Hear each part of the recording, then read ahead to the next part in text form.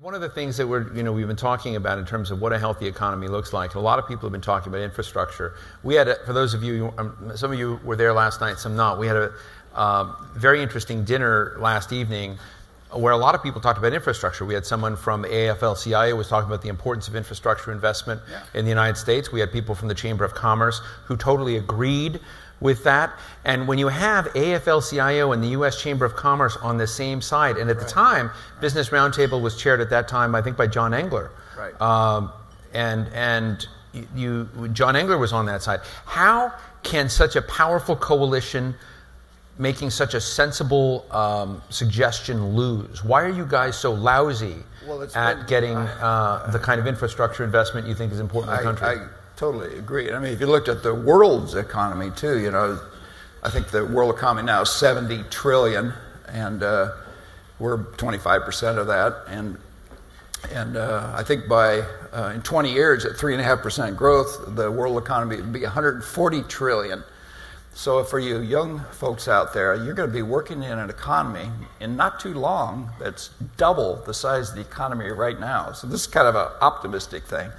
But it'll only happen if there is infrastructure growth that's proportional, because every study shows that economic development...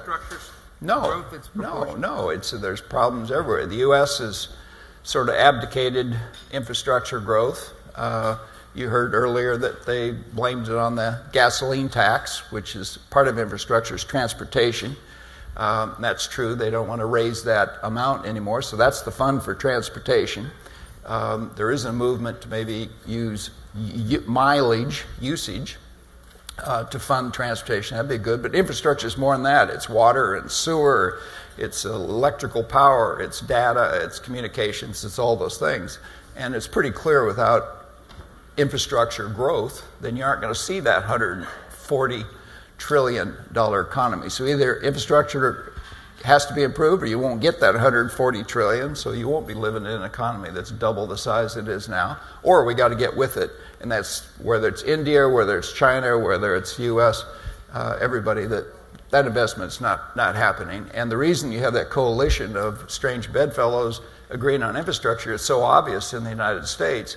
The stimulus package back in 2009 did not do a whole lot. It was about $100 billion of stimulus, not $900 billion. Did you tell that to President Obama when you dropped multiple by? times. I told him that multiple times, and he looks at me like, that's not what my guys are telling me. So, but it was, our industry calls it the 3-inch deep stimulus, because it was 3 inches of asphalt spread all around the country, but zero, in my estimation, that was actually strategic. You want to hit that again to emphasize? Yeah, I bet that, just to make a point here.